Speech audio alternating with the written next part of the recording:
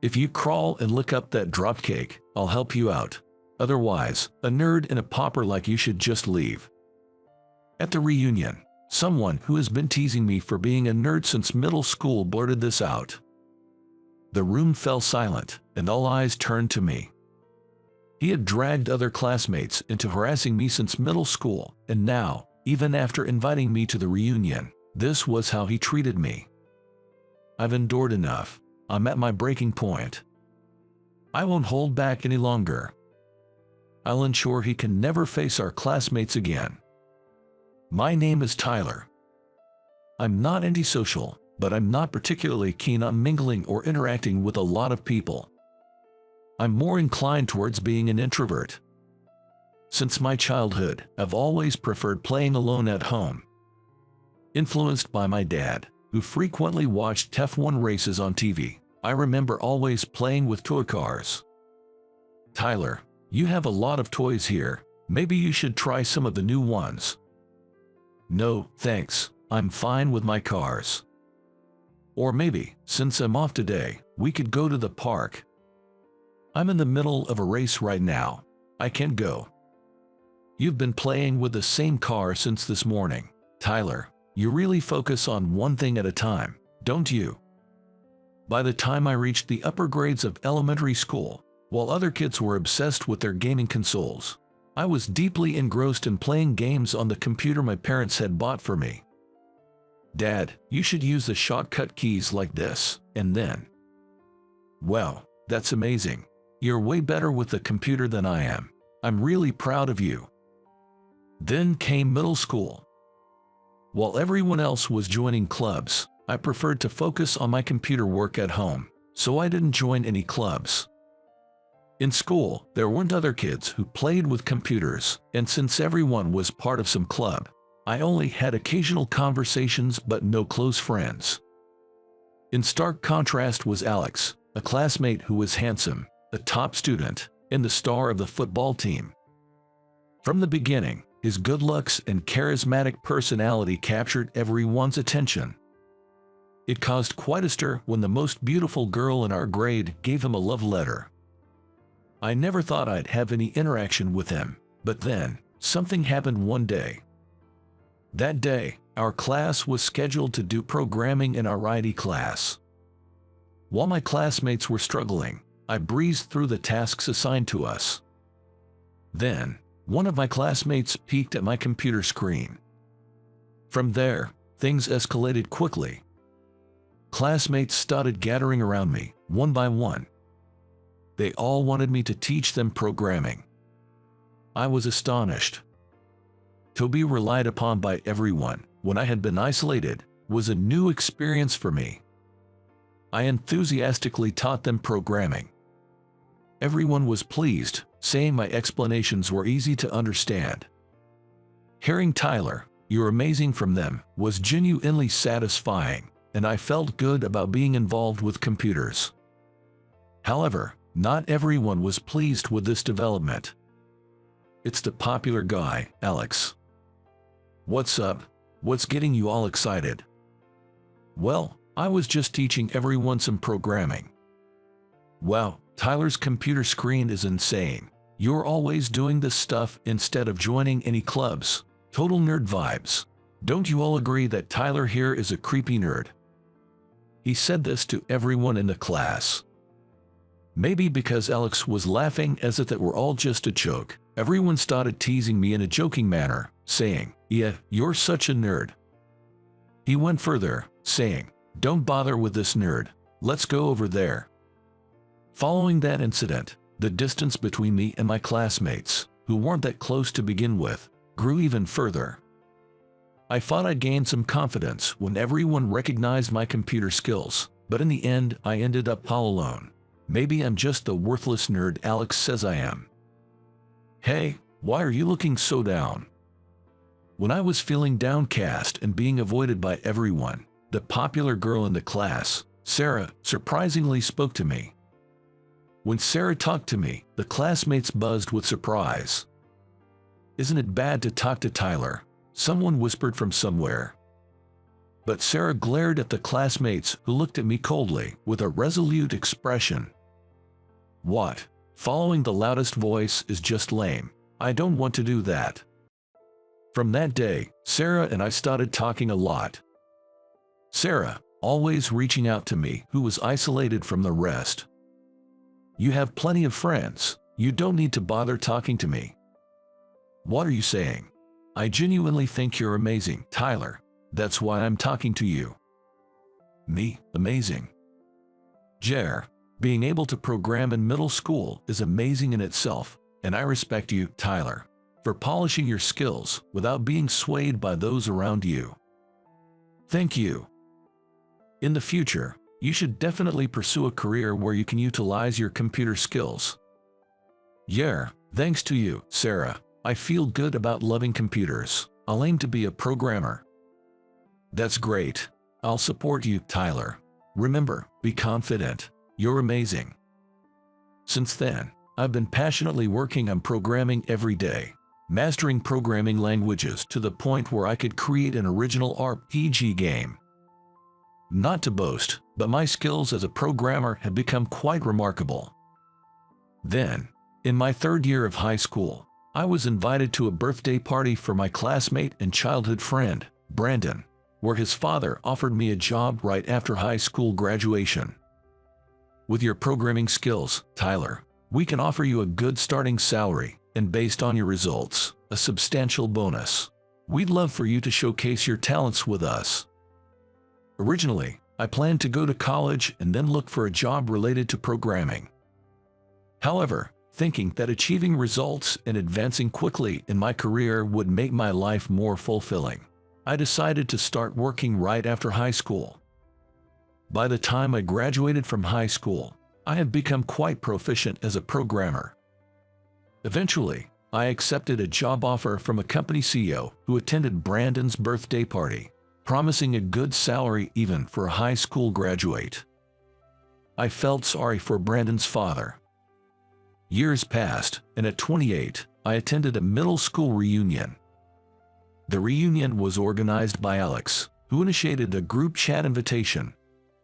I had received a message from Alex asking me to join the reunion, and although I honestly didn't want to see him, my desire to catch up with the other classmates won out. Upon arriving at the reunion venue, Alex was already there. He had become a famous influencer, and he was the center of attention, surrounded by people from the venue. Then, he noticed me. Isn't that Tyler? You didn't go to a college, right? Yay, that's right. Man, lower education and being a nerd, your life must be over. While saying how pathetic it was, he dropped his plate of shortcake on the floor. Reminds me, you were always tapping away on your computer in middle school. Felt like such a kid's plaything. Kid's plaything, you say? Yeah, I mean, thinking you could get a job with that kid's computer knowledge. Poor thing, should I help you out? What did you say? If you crawl and look up that dropcake, influencer me will help you out. Otherwise, a pauper and broke guy like you should just leave. I thought about unleashing all my pent-up anger at him for his appalling attitude. But when Alex's tirade started to escalate, Brandon tapped him on the shoulder and said, Hey, Alex, don't you know? Tyler runs a programming school now. He doesn't need your help. No way, I thought he was stuck in some dead-end job. That's not true. You should know the company I'm talking about. It sponsors your radio show, Alex. His face went pale.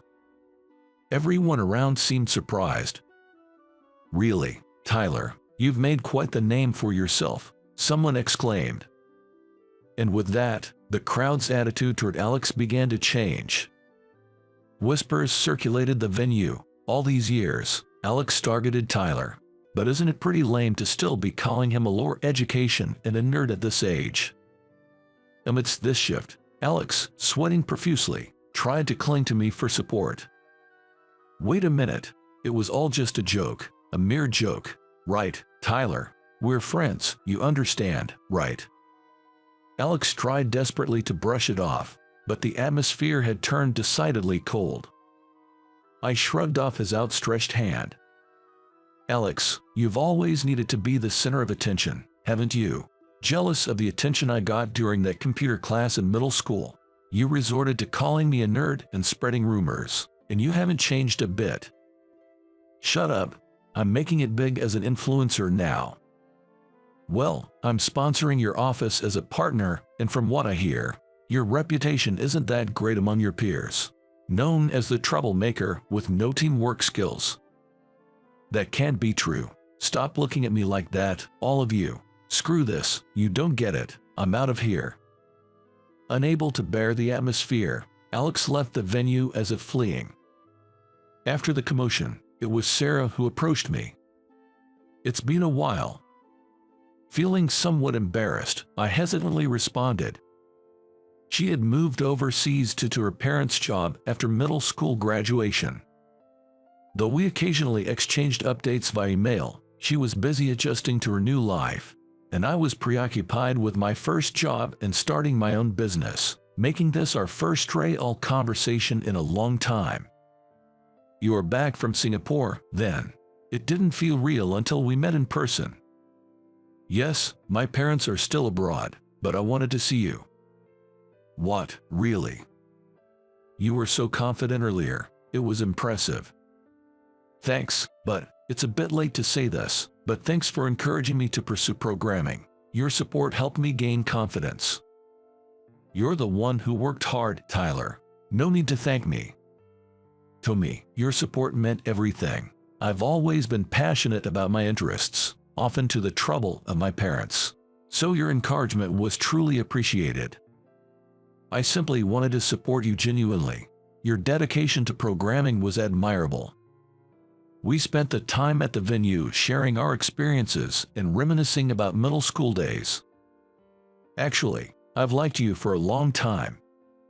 She widened her eyes in surprise for a moment, then smiled warmly. Thank you, I like you too. And so, we started dating.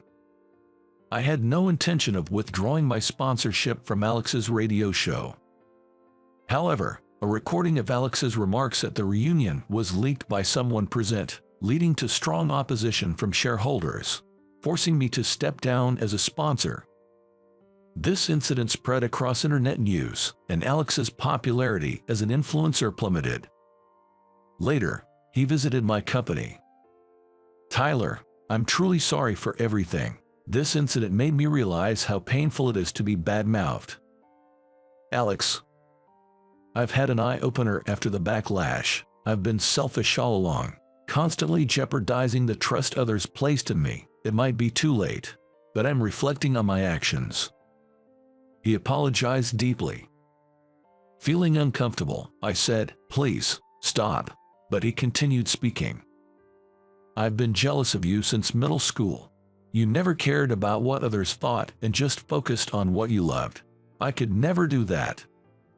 Alex said, truly apologetic. I gave him a light pat on the shoulder. Alex, I can see you've reflected on your actions. That's enough for me. I forgive you. I'm sorry too that this whole situation blew up. Tyler, I'll try to convince the shareholders and see if we can reinstate the sponsorship. Thank you. I'm really sorry. From now on, I'll cherish my fans and everyone around me more. Before Alex came to apologize, I had a phone call with Brandon, who shared something surprising about Alex's past. His mom has been frail for a long time, and they need a large sum for her major surgery in the future. That's why he tried so hard to become famous and earn money, even if it meant being at the center of attention. Sure, he went overboard and stepped on others in the process. I realized that he wasn't trying to bring me down. He was desperate for his mother's sake. So, I decided to forgive him, believing he wouldn't hurt others anymore. I went to the media to clarify that the leaked audio was fake and took up the sponsorship for his radio show again. While my help didn't fully restore his former popularity, he cherished the fans who returned and continued his efforts as an influencer. So, what's up? You must have come here to talk about something, right? The bar owner, Mark, skillfully prepared and served some snacks. Actually, I got this from my daughter, Emily. I took a white envelope out of my bag and handed it to Mark. Emily, oh, I see. You've met Emily then. Mark smiled as he took the envelope. No, I haven't seen or contacted Samantha or Emily for 21 years. I haven't even told them where I moved to, but this arrived 3 days ago. Mark was surprised as he looked inside the envelope. This is an invitation of wedding. I nodded solemnly. After divorcing Samantha, I immediately moved to a small apartment. Of course, I didn't tell Samantha where I was moving to. Why did Emily send me an invitation? It's obvious, she wants to invite you, Jason. But I was a father who couldn't even properly celebrate her birthdays. Still, Emily took the courage to send you an invitation. I don't know how she found out your address, but she probably wants her dad to celebrate her big day with her. Mark's words touched my heart, and I felt tears welling up. Encouraged by Mark, I decided to meet my daughter for the first time in 21 years. My name is Jason. I married Samantha at 25, and a year later, our daughter Emily was born. Kids are really adorable, aren't they? I wish we could always laugh and spend time together as a family. Becoming a father made me feel the responsibility of parenthood. After graduating from high school, I worked as a carpenter for 10 years, but I started to think that I needed to earn more. We were poor in a single-parent family, and I didn't want my child to go through the same hardships. Also, my mother was in debt, so I wanted to pay off her debts and give her some comfort for raising me on her own. After much deliberation, I switched to a long-haul truck driver job, which paid better. Being a long-haul truck driver meant being away from home for 3 or 4 days at a time, but back then, I kept working hard, thinking only of my family's happiness. However, it seems that wasn't the kind of happiness Samantha had envisioned. Welcome back. Yesterday, Emily was. After a long absence from home, Samantha happily talked to me about Emily. But back then, I couldn't understand Samantha's feelings at all. Look, I'm working for the family, so let me rest when I'm home. I'll listen to you when I wake up. I would head straight to the bedroom upon returning home. Without any malice, I said such things to Samantha, who was taking care of little Emily all by herself. I'm sorry. I can forget the look of sadness on Samantha's face as she apologized. I wish she had just lashed out at me then. Maybe then, I could have understood Samantha's feelings. But I knew better than anyone that Samantha wasn't that kind of person. She never spoke ill of others. She always prioritized the feelings of those around her over her own. Somehow, I had cornered the kind-hearted Samantha without realizing it.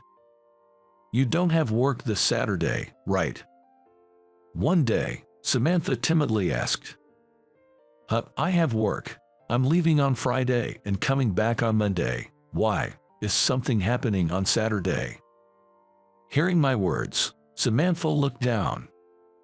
It's Emily's 4th birthday. After Samantha's reminder, I finally realized that this Saturday was Emily's birthday.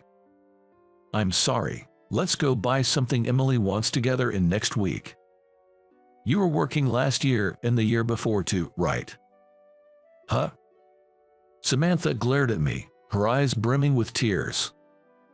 You promised Emily last year that you'd definitely celebrate her 4th birthday together.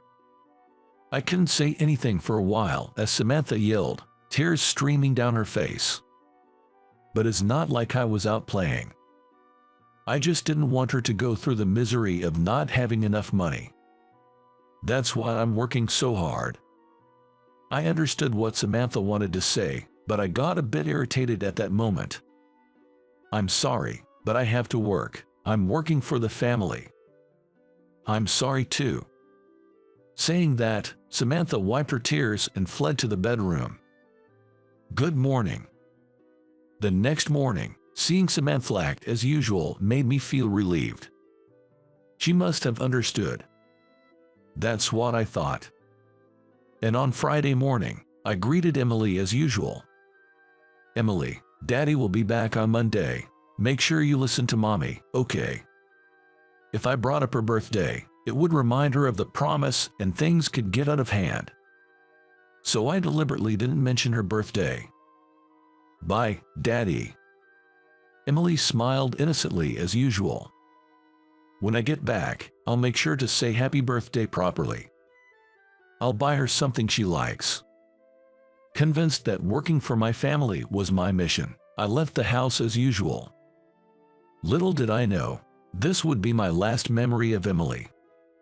On Monday, I returned home with a dolphin plushie Emily liked.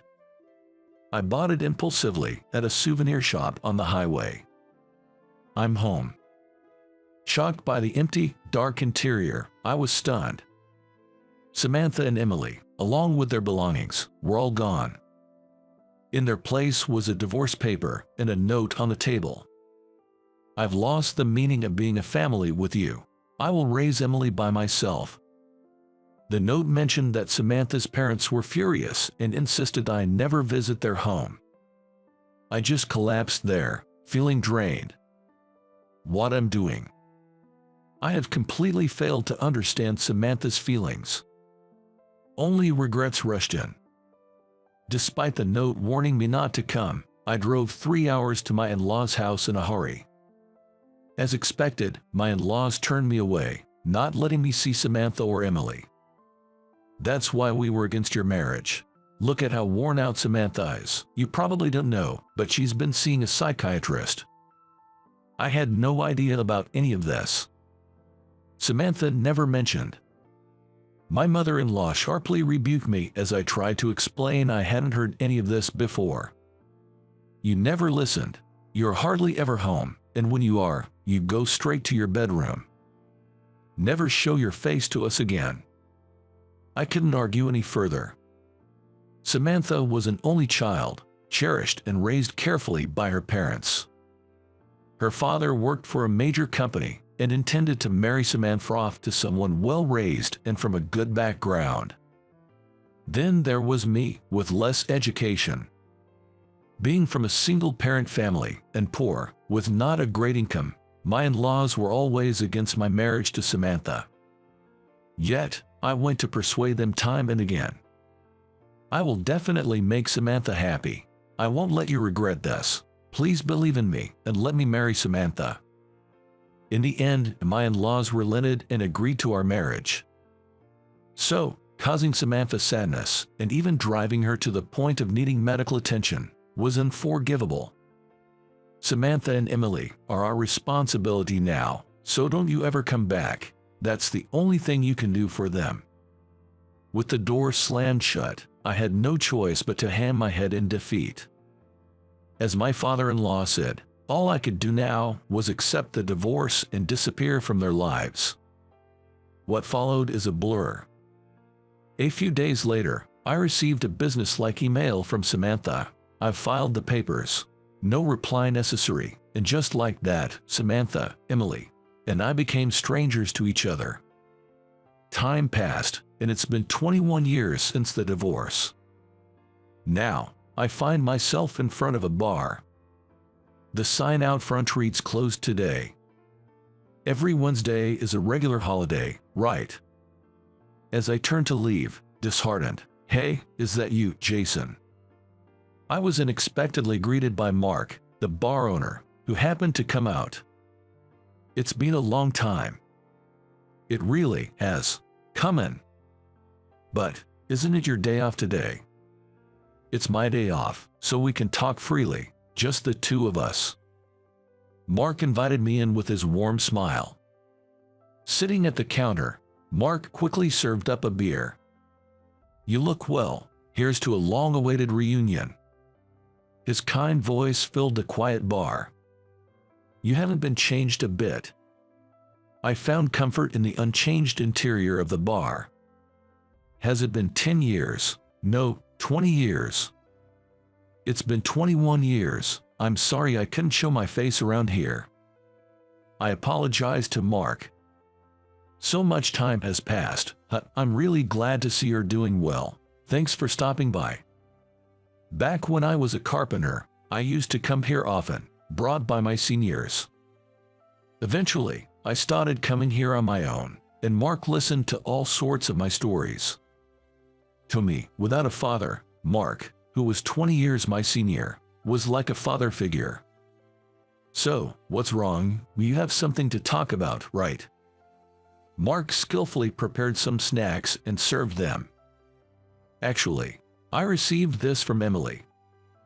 I took out a white envelope from my bag and handed it to Mark. Emily, oh, I see. You've met Emily then. Mark smiled as he took the envelope. No, I haven't seen or been in touch with Samantha or Emily in 21 years. I didn't even tell them my new address, but this arrived 3 days ago. Mark was surprised as he looked inside the envelope. Is this a wedding invitation? I nodded in affirmation. After the divorce, I immediately moved to a small apartment. Of course, I didn't tell Samantha my new address. I had no desire to work, shocked as I was, but I pushed myself to keep going until I had paid off my mother's debts. I managed to pay off the debt in 5 years. With the debt repaid, I thought about switching to a job that was easier on my body, but I felt that no company would want someone with low education like me, so I ended up continuing my job as a long-haul truck driver. How do you think why Emily sent me an invitation? It's obvious, she wants to invite you, Jason. But I was such a father who couldn't even properly celebrate her birthdays. If I show up at the wedding, Samantha and her parents will surely be furious. I suppose Samantha, being kind, she wouldn't speak ill of me to Emily. Emily was too young back then to understand my shortcomings. Even if Emily doesn't think poorly of me and might even want to see me, I believe that Samantha and her parents still hadn't forgiven me. But Emily mustered up the courage to send you an invitation, Jason. I don't know how she found your address, but she probably wants her dad to celebrate her big day with her, I'm sure. Mark's words deeply resonated with me, and I felt tears welling up. By the way, Jason, do you have a new family now? Mark asked hesitantly. No way. My mother passed away 6 months ago, and I'm truly alone now. Being alone is lonely, but the only ones I love are Samantha and Emily. I believe living in a way that doesn't embarrass them is the least I can do to atone for my sins. My mother had often encouraged me to remarry. She must have been terribly worried about me being alone after she was gone. But I stubbornly refused. I couldn't fathom walking for life with anyone other than Samantha and Emily. Jason, you've been head over heels for Samantha since the day you met her. Mark reminisced with a nostalgic smile.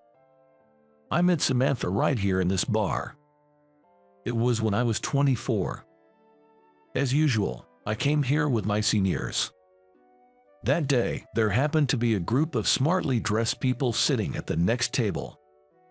Among them, Samantha was laughing modestly.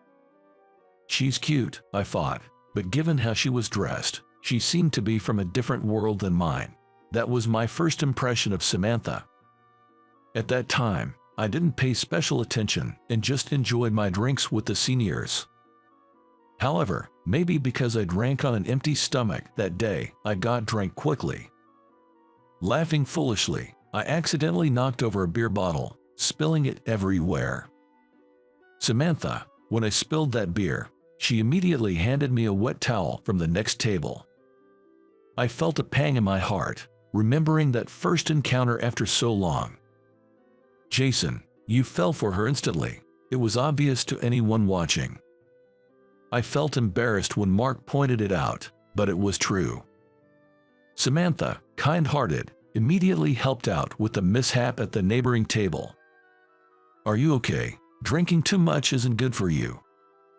Samantha looked at me, a stranger, with concern. I was smitten. I'm sorry, thank you. I'll make sure this never happens again. Sobriety hit me instantly, and Samantha laughed seeing my solemn face.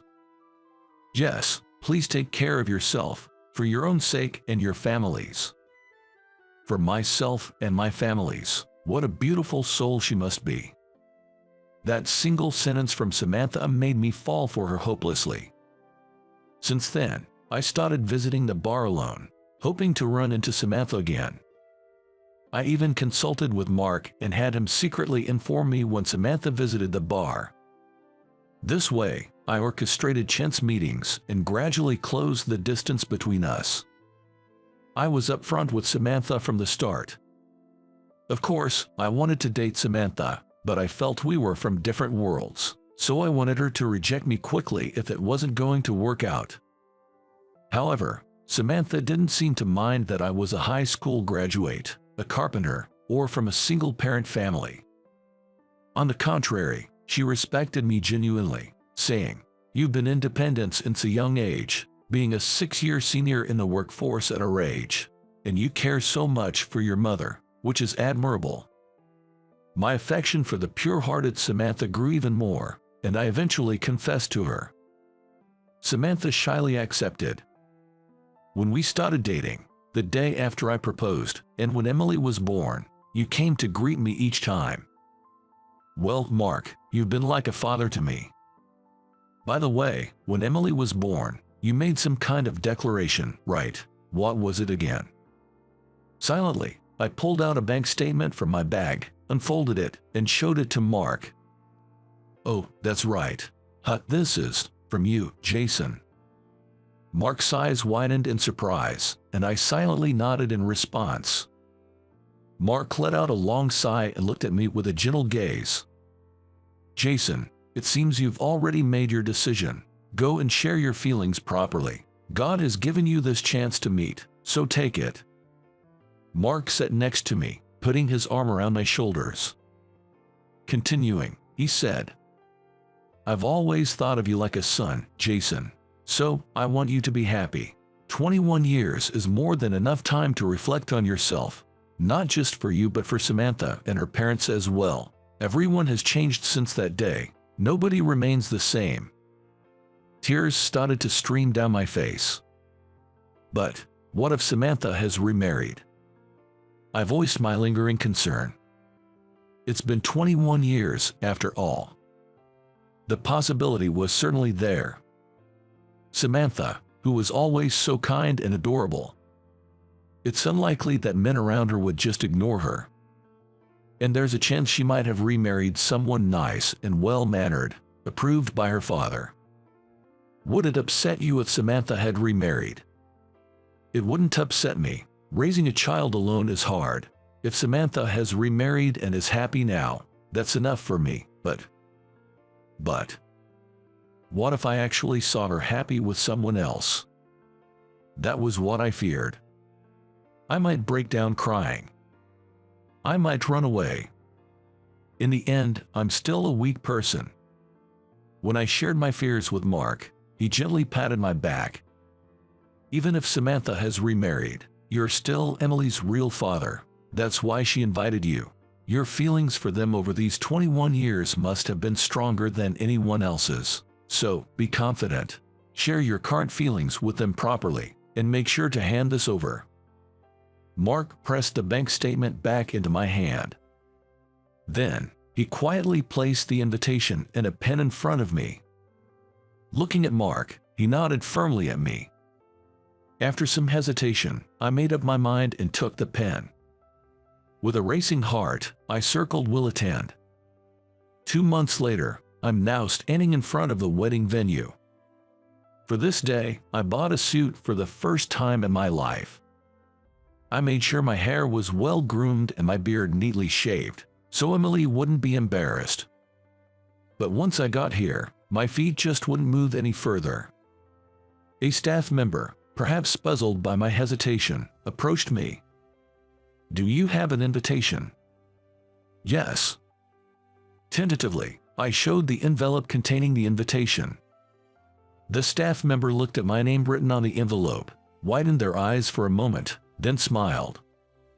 "Congratulations on this special day. Emily has told us about you. Please, follow me." Following the staff member, I was led to the bride and groom's waiting room. Emily asked us to bring you here. Please, come in. Who are on the other side of this door? My heart was pounding so hard I thought it might leap out of my chest, but prompted by the staff, I knocked on the door. Come in, please. I braced myself and opened the door. Emily, thank you for inviting me today. I started to speak the words I had been contemplating for so long, but midway, I choked up and couldn't continue. Emily, now 25, looked just like Samantha did back then. And Emily, clad in her bridal gown, looked so beautiful, like a goddess. I've hardly spent any time with Emily. I was nothing more than a father in name only. Yet, the marriage of my child stirred something deep within me, and I found myself crying before I knew it. Dad, you came. Emily, seeing me, also had tears in her eyes. The groom, who had been standing beside Emily, came forward to me. It's a pleasure to meet you. I'm Kevin. I apologize for the late introduction. I promise to make Emily happy, without fail. Kevin greeted me with respect. In that moment, I understood the kind of man he was. Emily chose him, so his words must be true. I suddenly remembered how I pleaded with Samantha's parents. I will make Samantha happy, I promise you that. Please, trust me, and let me marry her. Samantha's parents must have trusted me because their daughter chose me. And yet, I betrayed that trust. Can I have a moment alone with Kevin? With Emily's permission, Kevin and I stepped outside. Kevin, I failed at marriage, but I have one request. Please make Emily happy, the way I couldn't. Keep no secrets, and build a happy family together. I implored Kevin. I was open with Samantha about everything, except my mother's debt. I knew her parents would never agree to the marriage if they knew about the debt. But I think it was that secret that led to our downfall. Had I been honest, maybe we wouldn't have married, but at least I wouldn't have hurt Samantha. Or if we had married, we could have worked through it together. I prioritized my happiness by wanting to be with Samantha, and it led to this. It's my biggest regret in life. So please, no secrets between spouses. Kevin nodded firmly. Seeing his honest reaction, I felt reassured. There's one more thing I need to ask of you. I took out an envelope with the bank statement from my bag and handed it to Kevin. He looked inside, puzzled. Then his eyes widened when he saw the bank statement. $25,000. When Samantha and I divorced 21 years ago, she didn't want any alimony or child support. She probably wanted nothing to do with me. But when Emily was born, I decided to save $10 every month for her future. $10 a month, $120 a year, wasn't much, but it was all I could afford at the time with my mother's debts. After paying off the debt, I was able to save more, and including the wedding gift, the savings amounted to $25,000. Could you use this for Emily's sake? Kevin immediately tried to refuse. No, please give it to Emily from you. Tell her it's from her dad. It's not too late to convey your feelings. Kevin looked at me intently. Emily was really looking forward to meeting you. She intended to hand-deliver the invitation. She went all the way to your house. But at the last step, she couldn't muster the courage and ended up leaving it in the mailbox. Looking at the envelope, I noticed it indeed didn't have a postal stamp. Really? But how did Emily know where I lived? Kevin hesitated but then explained. About a year ago, my mother, accompanied by a nurse, visited Samantha's family home.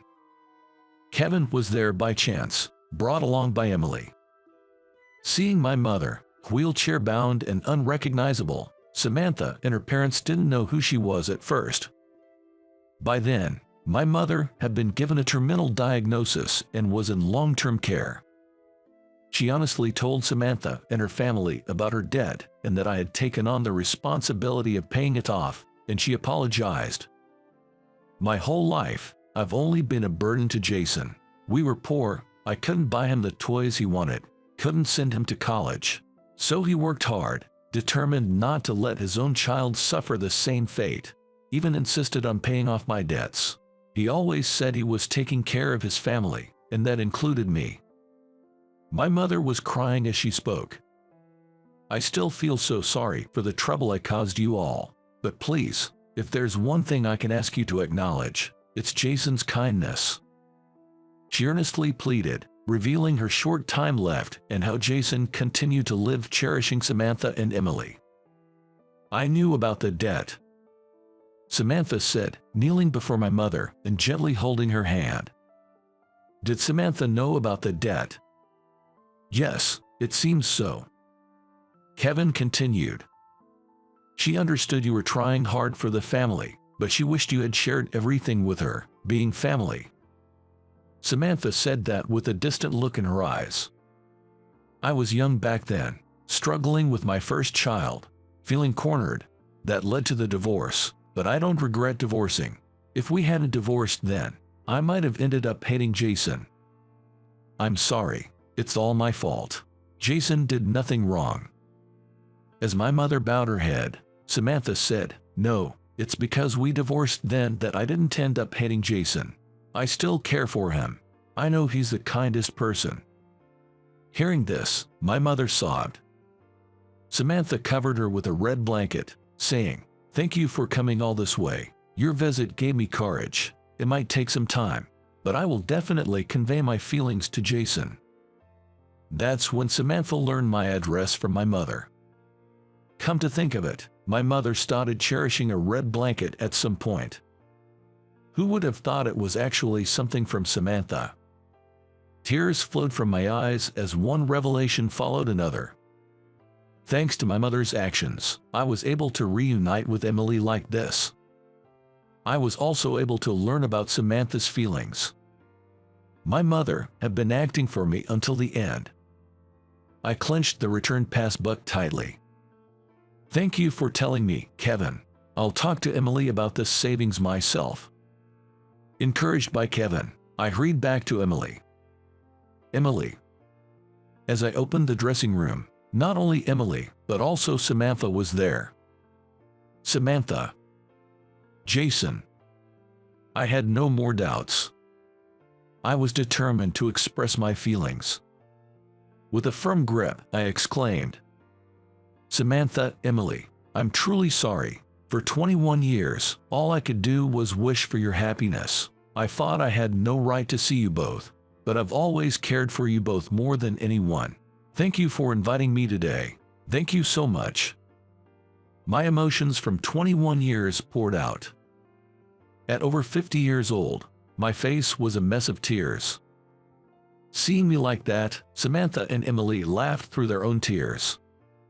Jason, you haven't changed. You cried openly like this when I accepted your proposal too. Really, Dad, you're such a crybaby. Listening to their banter, I could sense Emily's growth. Have you been well? Yeah. Not drinking too much? Not at all. Are you cooking for yourself? Mostly store-bought food, but I cook my breakfast every morning. That hasn't changed from before. Samantha and I looked at each other and laughed. We felt the bitter sweetness of the times before we were married. You two seem to be getting along well. Emily made fun of us. You didn't remarry, did you? I tentatively asked Samantha. Remarry? Samantha and Emily exchanged looks and burst into laughter. There's no way Mom would remarry. Even though Grandpa suggested it many times, she always firmly refused. Samantha chuckled softly. For Mom, Dad has always been the most important. Samantha's face turned bright red. Then, somewhat embarrassed, she responded. Yes, well, that's true. I thought about contacting Jason so many times, but I hesitated, thinking what if Jason had a new family? The idea of me remarrying is absurd. Samantha and Emily have always been most important to me. as we shared our feelings. I moved closer and hugged them tightly. "Thank you for coming, Dad. It's a new start from here." "A new start. Come on, get changed." Emily pointed to a morning coat prepared for me. "Be there as my father, properly." "But I haven't really done anything father-like." "You've always cared for me more than anyone. That's something only a parent can do. Come on, we don't have much time." Urged by Emily, I proceeded to change. Then, I noticed the bank statement in my hand. "Congratulations on your marriage, Emily. Please accept my feelings." As I spoke of the savings, tears welled up in Emily's eyes. The savings that had been accumulated month by month for 25 years. "You really have always cared for Emily more than anyone." Samantha was also in tears. "Thank you, Dad. I'll use it wisely for the family." Relieved that they accepted it, I felt truly at ease. This was the first time I did something father-like for Emily. I felt a newfound confidence in myself. The wedding proceeded as planned. Having a proper conversation with Samantha's parents, this day brought significant changes to my life. And a week later, here I am, standing in front of Mark's bar. Beside me are Samantha, Emily, and Kevin. Mark, the bar owner, is like a father to me. I always make sure to greet him at every important moment. With that, I energetically opened the bar's door. "Welcome." Mark warmly smiled upon seeing us four. "Mark, I remarry Samantha." Mark's eyes widened in surprise for a moment. "Is that so? Congratulations, and congratulations to you too, Emily and Kevin." Yes, that's wonderful. I'm so happy for all of you to be happy." Mark was moved to tears with joy. We all exchanged smiles. "Yes, we're very happy now. This time, we'll spend our days happily as a family." "Excuse me, are you?" The emaciated woman was brought to the hospital where I work. When I heard her story, nostalgic memories flooded back. Could this person be? No, but... As the woman continued speaking, I nervously addressed her. "My name is Ryan. In my 30s, I'm currently a doctor, seeing patients every day. Although the daily efforts to help the community can be tough, my life is very fulfilling. Now recognized as a renowned doctor, I've had to overcome many hardships to get here. When I was 7, my father died in a disaster. My mother, suddenly losing the family's breadwinner, worked herself to death, following my father. With no relatives to turn to, I ended up in an orphanage. There were many children like me without families or abandoned by their parents. At first, the drastic change from my previous life made me withdrawn from people. Why did my father and mother leave me behind? My mind was filled with such pessimistic thoughts, and I would always sit alone in the corner of the room, feeling down. What changed me were the kind staff and other children. "Ryan, you don't have a mom and dad, right?" A younger girl approached and asked. She probably had her own reasons for being in the orphanage. "Yeah, that's right." "I see, me too. I don't have any family left." When I answered, the girl looked sad. Seeing her so alone, I found myself speaking up without thinking. "Then from now on, I'll be your big brother." "Really? I'm so happy." Seeing her face light up, I felt like I truly gained a sister. Being an only child, I had always longed for siblings. After that, taking care of the other children as if they were my siblings, I found myself feeling more positive. But those children were gradually adopted. A few months later, the girl who talked to me also left with a foster family, smiling. She'll probably live in a warm family from now on. I supported their happy futures while feeling lonely myself. I also wanted to be needed by a family. But no one ever adopted me. Several years later, I was in high school, focusing on part-time jobs and studying instead of joining clubs.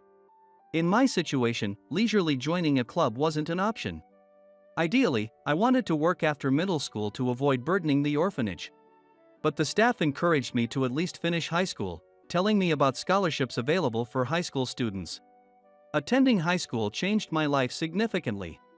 Being in a different environment from my hometown friends helped me grow as a person. My classmates were very different from those in middle school, for better or worse.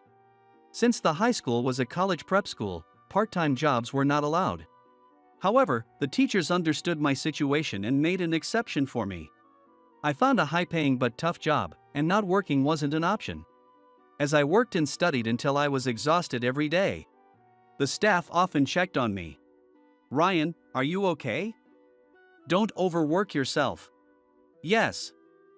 Thank you for your concern." Each time, I felt both grateful and apologetic. The staff at the orphanage had been kind to me from the moment I arrived, and I was truly grateful for that. That's why I worked hard in high school and at my part-time jobs, to repay the kindness I had received. After finishing high school, I went on to college. After graduating from college, I aimed to go to medical school to pursue a career in healthcare. It was my high school mentor who guided me on this path. At first, I was hesitant because I thought I couldn't afford medical school, but Mr. Smith persuaded me passionately. He pointed out that despite working tough jobs, my grades were excellent, and he encouraged me to pursue my talents. The truth is, my father had died from injuries sustained in the disaster. Because of that, I grew up wondering if I could have saved my father's life if I had been a doctor. I dreamed of becoming a doctor to help people suffering from accidents and disasters, to prevent more children from experiencing the sorrow I did. However, the cost of college alone was daunting, and the thought of medical school tuition was overwhelming. So I had given up on the idea of pursuing medicine from the start. But Mr. Smith researched and found local universities with scholarship programs and medical schools that recently announced full tuition waivers.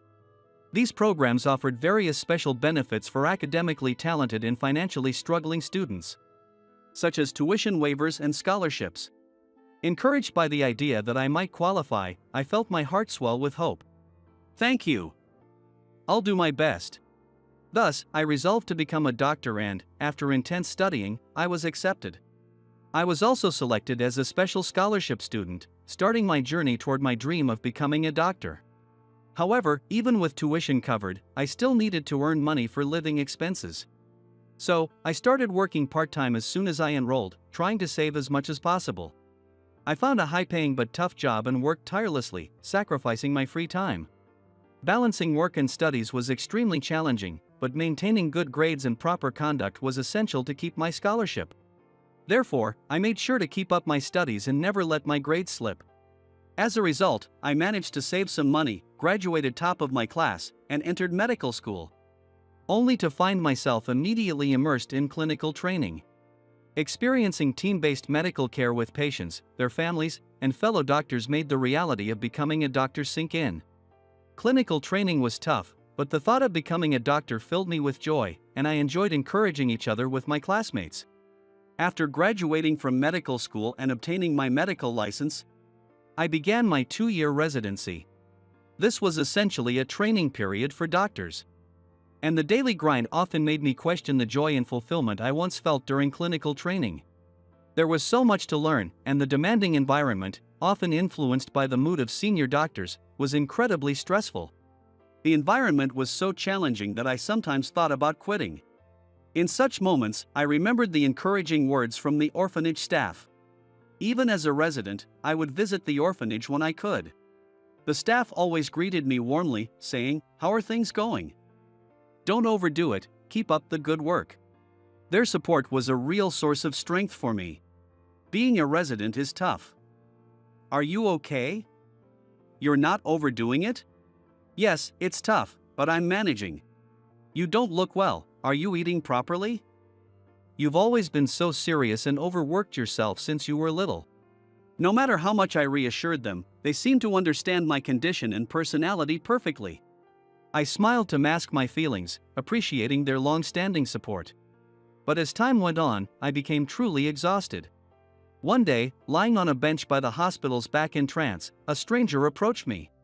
This area was off-limits to outsiders, but as I watched, the person spoke to me. "Hello." She was a beautiful woman with a kind smile, and I felt a little flustered. "Nice to meet you, I'm Emily. I'm here for work." "Nice to meet you. Nice to meet you too. I'm Ryan. When I introduced myself, Emily extended her hand for a handshake. I reached out, and she smiled warmly. Emily had a friendly personality, and despite being strangers, she chatted with me comfortably. Encouraged by her, I found myself responding more and more. I learned from our conversations that Emily was about 10 years older than me. I was surprised because she looked so young and beautiful. We ended up talking a lot about work, favorite music, and other topics. I come here often, so let's chat again.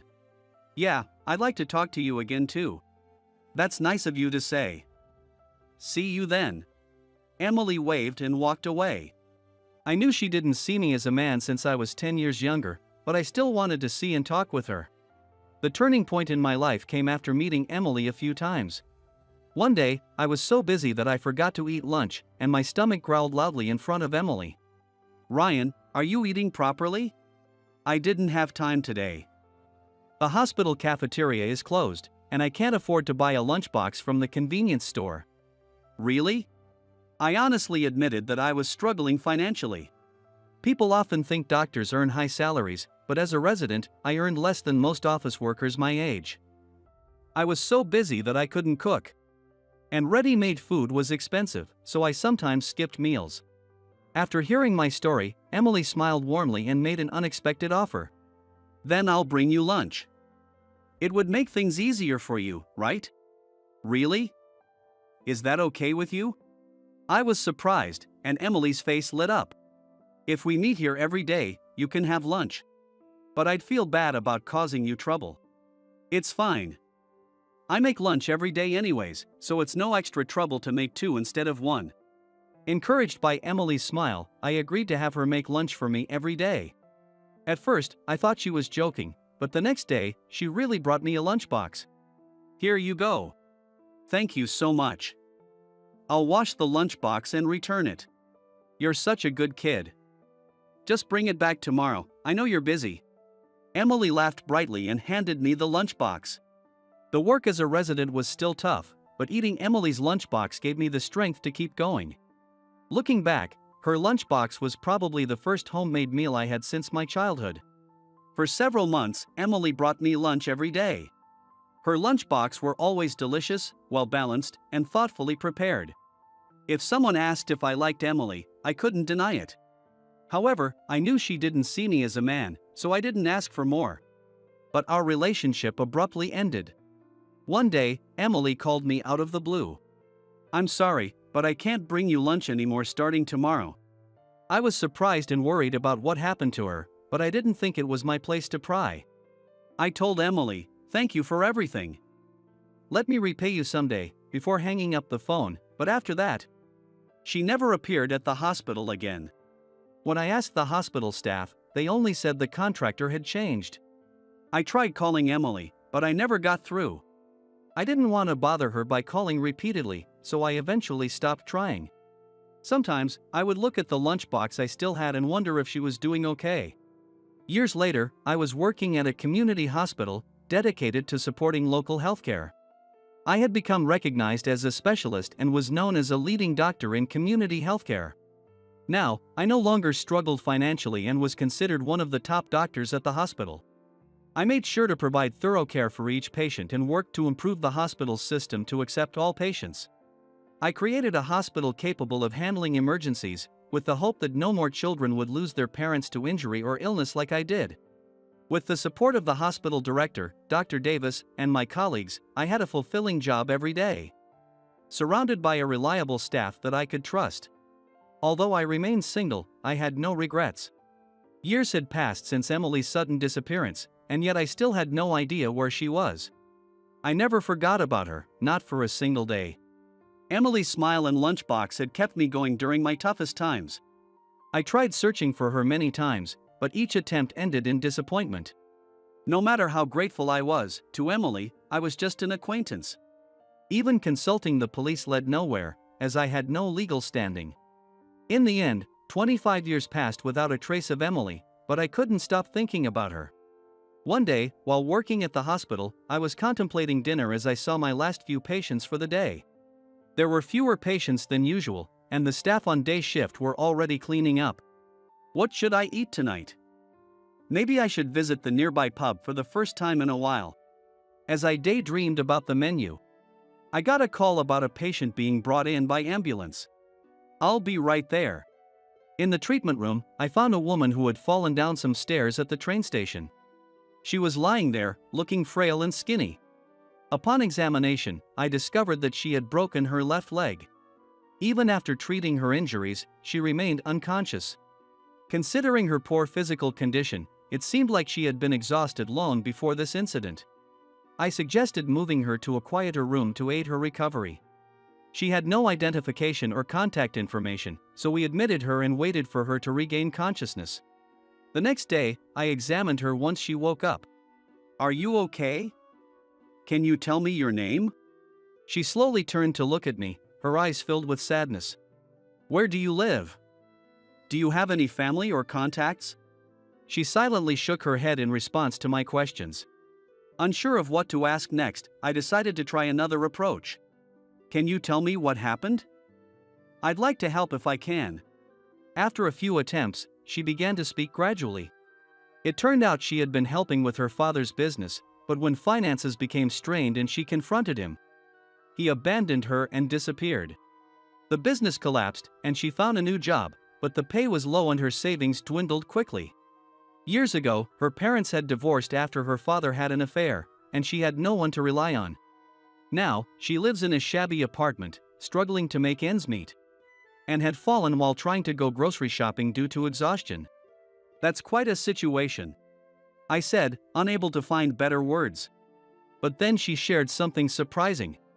"Years ago, I knew a young medical student who couldn't afford to eat, so I made lunchbox for him." What? Hearing her words brought back nostalgic memories. Could this really be? No, but... While I was in shock, she continued talking. "He always accepted them so happily. Just seeing his face light up made me happy. But now, I can't even feed myself." She made lunch for a medical student who couldn't afford to eat? I used to be a young man who could barely able to afford food, and a woman I knew used to bring me a lunchbox. Her daily act of kindness had always filled me with joy. There couldn't be many people in this world who would make lunchbox for someone who wasn't family. Forgetting my professional stance, I nervously asked, "Are you Emily Summers?" "What?" The woman blinked in surprise and stared at me. "My name is Ryan. Back when I was a resident, struggling with low pay and no time to rest, I met you, Emily, and you brought me lunchbox." "No way, it can't be. I was always so happy and grateful, but then you suddenly disappeared." I watched her reaction closely. Tears began to fall from her large eyes as she said, "I am Emily Summers." "It really is you, Emily. Ryan. You've become a wonderful doctor. Thanks to you, Emily. I am truly grateful. Thank you so much." Emily smiled gently, her face as beautiful as ever. But behind that lovely smile, I couldn't forget the tragic circumstances she had just shared. I wondered what I should do next. I couldn't just discharge Emily and let her go. I couldn't abandon the woman who had helped me during my toughest times. What should I do? What could I do for Emily? After considering various possibilities, I came to a conclusion. It might upset her, but I thought it was the best option given the circumstances. "Emily, if you don't mind, would you stay at my place after you're discharged?" "What?" Emily's eyes widened in surprise. Of course, she would be shocked. The man she once gave lunchbox to. And now he was asking her to live with him. "I'm a doctor now and financially stable. If you don't want to, I won't force you, but I'm worried about you. I think things might get worse if you continue as you are."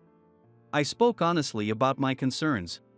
Emily looked down, contemplating, and after a while, she murmured, "Would it be okay for someone like me to live with you? I want you to live with me. You helped me back then, and now it's my turn to help you. Then, I'll take you up on your offer." "Great." Seeing Emily's shy smile, I felt a deep sense of relief. I wanted to make up for all the hardship she had endured. As soon as she was discharged, I brought her to my home. Years have passed since that surprising reunion. Emily still lives with me, and she looks happy. Her once skinny body is now healthy and her expressions are much brighter. Emily often thanks me. And it's become a habit for me to thank her in return. When we got used to living together, I asked her a question that had been on my mind. By the way, why did you bring me lunchbox? It must have been difficult to do that every day. Emily then shared something surprising. You reminded me of my brother. It turned out that Emily had a much younger brother, and they were separated when their parents divorced. He went with their mother. They had been close siblings, and she often made meals for her hungry brother. Seeing me, a boy of similar age struggling and hungry, she couldn't just stand by. So she decided to bring me lunchbox as something she could do to help. I see. He was a wonderful brother. Knowing a boy your age was hungry, I just couldn't ignore it. Hearing Emily's response, I thought once again how kind she was. Glad I asked. I had one more question. Why did you suddenly stop coming to the hospital? At that time, my father disappeared. I had to close down his business and contact all the clients, so I was overwhelmed. I see. Even in such a tough situation, you still contacted me. Thank you so much. I thanked Emily again. Memories flooded back, and tears welled up in my eyes. Emily gently hugged me. Emily has continued to live with me since then. We are neither lovers nor spouses, but living with Emily makes me genuinely happy. Though unspoken, I hope she feels the same way. I hope we can stay together forever. With that thought, I continue my work at the hospital today. After returning from a long overseas business trip, I was talking with my colleague, Emily, when I heard our boss, John, shouting from behind. Stay away from her. I couldn't believe my ears. Emily was also bewildered. Then John dropped a bombshell. Emily and I are going to start dating. He said this while putting his arm around Emily's shoulder. It was clear that Emily was uncomfortable. There's no way Emily would date John. That's simply impossible. Because my name is David Smith, I'm 32 years old. I currently work for a major construction company. My main tasks involve building construction and tunnel excavation. I've been interested in buildings since I was a child, influenced by my father. That's why I jumped into this industry. My father worked at a construction company and built many buildings. He proudly showed me the completed buildings, and he looked radiant. Wanting to start this job and become skilled as soon as possible, I began working right after graduating from high school. Against my parents' wishes. My father always said, "You'll struggle if you don't graduate from college," but I ignored him. I had an unfounded confidence that as long as I was motivated, I'd be fine without a degree. But later, I would come to realize that my father was not entirely wrong. After joining a well-known construction company in my hometown, I worked energetically as an apprentice. I did everything I could and actively studied. Though I never liked studying, I could do anything related to my beloved construction work. My bosses and colleagues were kind, and I quickly gained skills. Then, a turning point came. A few years after I started working, I received a transfer notice from the head office. In this company, there is a mandatory transfer every few years to better understand the company. Though I was prepared, I was stunned when I saw the paper from the head office. I was being transferred to the sales department at the head office. Could someone like me, who had always worked on site, handle sales? I was extremely anxious. And my fears would come true. On my first day in the sales department, I walked into the office with nervous steps. It had been a while since I wore a suit, so my movements were awkward. Then, a beautiful woman appeared in front of me. "You're David, right?" "I'm Emily, and I'll be your mentor from today." "Nice to meet you." Emily said this and guided me to my desk. Seeing how kind and approachable Emily seemed, I felt genuinely relieved. And looking at Emily's face reminded me of something. "Are you the Emily who started the same time as me?" Yes, Emily had sat next to me at the welcome party. I remembered how Emily had kindly talked to me since I was fresh out of high school and nervous. Emily seemed to remember the day too when her face brightened up. "Oh, you're that guy. I remember. It's been years since then. It's so nostalgic." We started reminiscing about our early days as new employees, completely sidetracking from work. But then, a loud voice interrupted us from behind. Chatting right after a transfer? You've got some nerve. I heard you were a high school graduate from the field. But I didn't expect you to look so incompetent.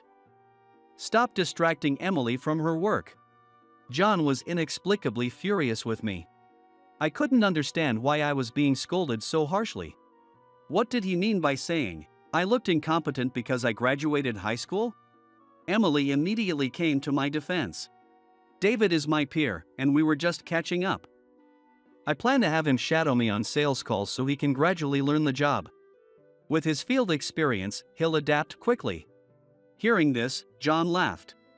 Emily, you were peers with this high school graduate? Don't worry. I'll assign a different mentor to him. I was shocked. This was the first time I truly understood what my father meant about struggling without a college degree. Emily looked displeased and unsatisfied with John's decision. But I already prepared training materials for him based on your request, so I'd like to continue as his mentor. But John was adamant.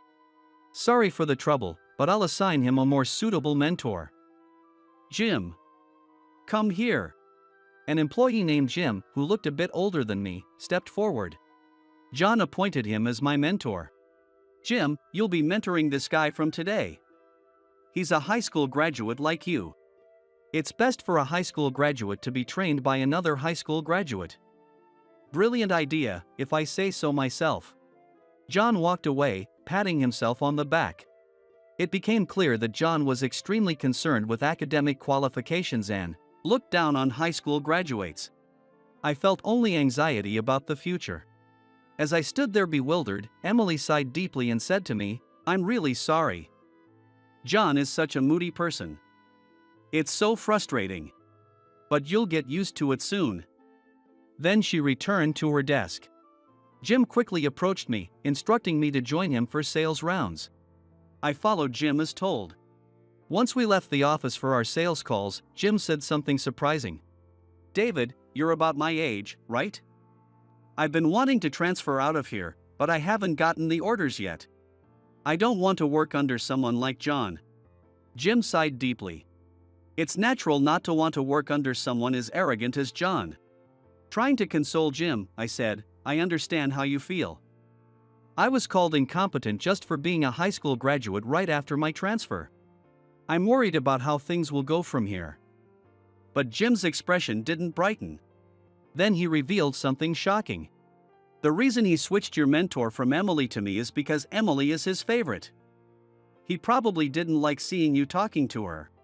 What? He changed my mentor just because of that? Jim continued. Yeah. The sales department is John's domain. In the past, he transferred male employees rumored to be close to Emily. That's the kind of person he is. I was speechless.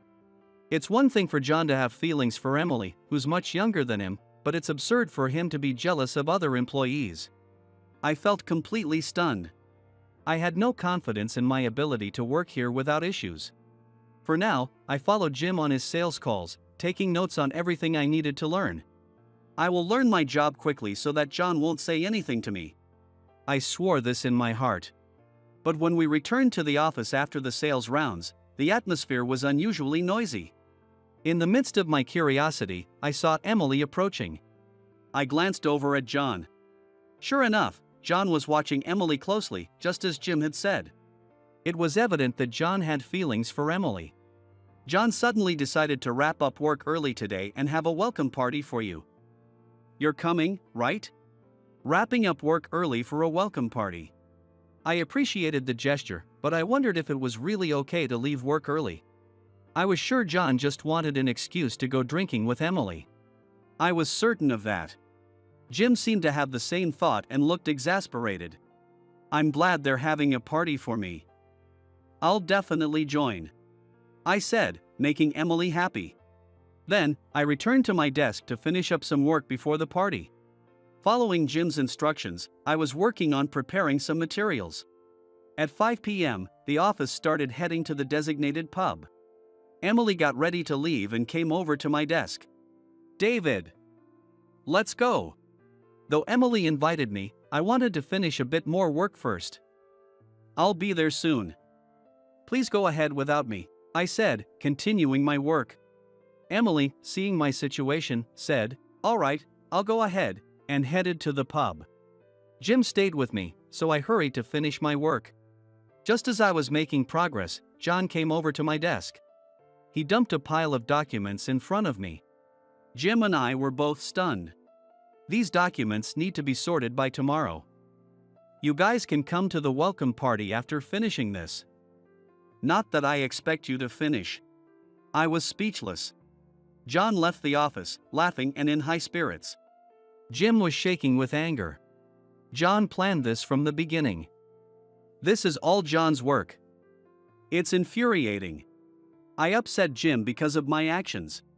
Missing the welcome party bothered me less than that. I apologized to Jim profusely. "I'm sorry for this. I'll handle it alone, so please go to the welcome party."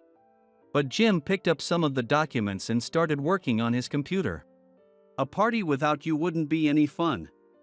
Besides, I don't want to drink with someone like John." He said that and smiled. I was deeply grateful to Jim. After several hours, we had finished about half of the work. I went to the vending machine to get Jim a cup of coffee. I decided that, since there wasn't much left, I would finish the rest alone and let Jim go home. Just as I was about to return to the office, I heard a voice behind me. "You're still here. Everyone's waiting for you at the party." It was Emily. Apparently, John hadn't told everyone that Jim and I were still working.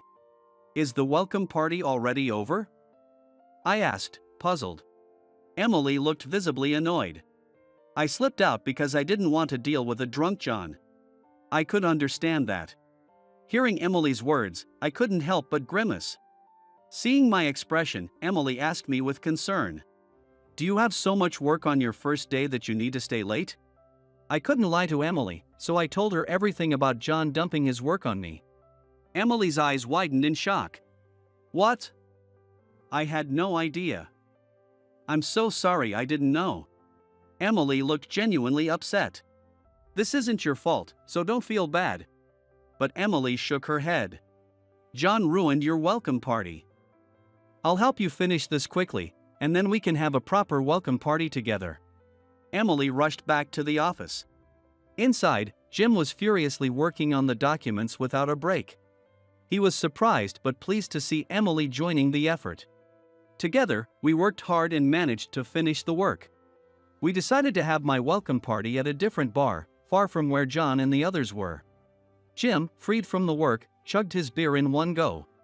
Even Emily joined him, drinking her beer down. "I really want to get back at John someday," Jim shouted. Emily also vented her frustrations. "Ever since John became our boss, I've been having nightmares every day. He keeps messaging me for no reason. It's unbearable." I was stunned. John was bothering Emily even outside of work. No wonder she was having nightmares. Jim, hearing Emily, gave her some advice. "Emily, you're beautiful and graceful, so you're very popular among the male employees. John especially likes you. He might be trying to make you his girlfriend. Be careful." Emily shuddered. "No way. That's insane." She downed another beer. Despite the short time, we had a fun welcome party. We promised to go out again and exchanged contact information before leaving the bar. As we stepped out, I felt a chill run down my spine. John was standing right in front of us. "What are you doing here?" And with Emily. We all turned pale. Emily quickly tried to defuse the situation. We just ran into each other and decided to have a meal together. But John, already drunk, wasn't convinced and started shouting, "How dare you meet behind my back? And drinking with Emily without my permission? You'll pay for this." Jim and I were speechless. Why would we need John's permission to drink with Emily? It made no sense. "John, you're drunk. Let's just go home," Emily said, trying to calm him down. Despite her earlier dislike for John, Emily was willing to leave with him for our sake. John happily walked beside her, grinning like a fool. I was too stunned to speak, realizing just how foolish he was. The next day, I trudged to the office with a heavy heart. After yesterday's events, I had no idea what John might say. I braced myself for the worst. Sure enough, as soon as John arrived, he made a point of walking past me and loudly said, "Having a high school graduate here drags everyone's morale down. It's really awful." John constantly made snide remarks about Jim and me. Just because he graduated from an elite college didn't give him the right to look down on others. But I ignored John and kept working. If I quit now, I would be giving him exactly his wish. Despite enduring John's relentless belittling, I persevered. As the days went by and the toll on my mental and physical health grew, a rumor began circulating in the office. It was a rumor that Emily and I were dating. Since exchanging contact information, Emily and I had been frequently meeting up to vent about John, and some colleagues had seen us together. I knew this would cause trouble if it reached John's ears. But it was already too late. Just as I was about to head out for my usual sales rounds, John suddenly appeared before me and dropped a bombshell. "You don't need to go on sales calls anymore." "Ha!" Seeing my confusion, John looked smug. "The head office is looking for someone for a long-term overseas assignment, and I recommended you. With your field experience, they decided to send you. You'll be gone for 3 years, and you leave in 2 days. Start preparing quickly." I was dumbfounded. It was all so sudden and forceful. My colleagues looked incredulous. Jim was trembling with anger. "I'm being sent on a long-term overseas assignment?" I asked repeatedly. But John just laughed. "I'll be glad to see you gone. You're not even close to being good enough for Emily." He really wanted to separate me from Emily that badly. I was in shock. But John's orders were absolute. I had no choice but to comply. Back at my desk, I started packing my things. Seeing this, Emily rushed over to me. "This is too cruel. I'll talk to John for you." She tried to go to John, but I stopped her. I couldn't let Emily get dragged into this. And so, I departed for overseas. The overseas assignment allowed me to use my experience and improve my skills, making it a valuable opportunity. What was supposed to be a 3-year stint turned into 4 years before I knew it. As I was working on site as usual, I received a phone call. It was from the main office in the US. I was instructed to return to the head office next week. I was finally going back to the US. I felt a surge of excitement at the thought of returning home. The day arrived, and after a long journey, I landed in the US. I headed straight to the office to greet everyone. The main office hasn't changed at all since I last visited. The same scenery greeted me as when I left for my long overseas assignment, which somehow felt reassuring. As I walked down the familiar hallway, I heard a voice call out from behind. I turned around to see Emily standing there. "Welcome back, David." I felt a bit nervous seeing Emily again after so long. "Jim has been eagerly waiting for your return too." Knowing that everyone had been waiting for me made me happy. As I was having a pleasant conversation with Emily, a sudden shout came from behind me. "Don't you dare mess with my girl just after coming back." I couldn't believe my ears. What on earth was he talking about? Emily also looked confused, staring at John. "What are you saying? Emily isn't your girlfriend. You shouldn't talk like that in front of a female colleague." When I said that, John glared at me. Then he said something unbelievable. "Emily and I are going to start dating. Who do you think you are to talk to a department head like that?" John put his arm around Emily's shoulder. Emily pushed him away, saying, "John, stop it. I don't like you at all." "What? Emily, you do like me, right?" Despite Emily's clear rejection, John wouldn't accept it. Just then, a loud laugh came from behind me. It was Jim. "John, you should stop harassing Emily." "Shut up. This has nothing to do with you. Why are you interfering?" John's loud voice attracted a crowd in the hallway. Everyone watched in shock as John made a scene. Then suddenly, the hallway fell silent. Someone pushed through the crowd and addressed John. "What's all this commotion, John?" The president, Mr. Johnson, looked at John curiously. Then, noticing me, he smiled. David! You're back. Emily missed you so much. Finally, after 2 years of marriage, you can live together properly. Dad, please stop saying that in front of everyone. Emily blushed, her face turning bright red. Sorry. I just got excited seeing how happy you are. Well, see you later, Mr. Johnson said, heading into the conference room. John looked bewildered. What? Married for 2 years? Emily is the president's daughter? John was completely confused. I decided to tell him the truth.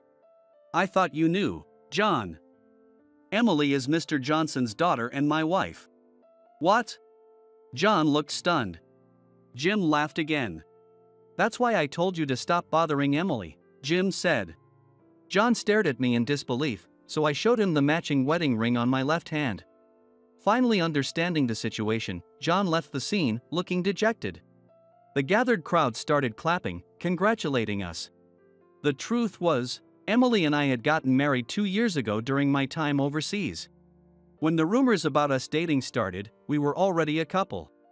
Emily always listened to me and supported me through tough times.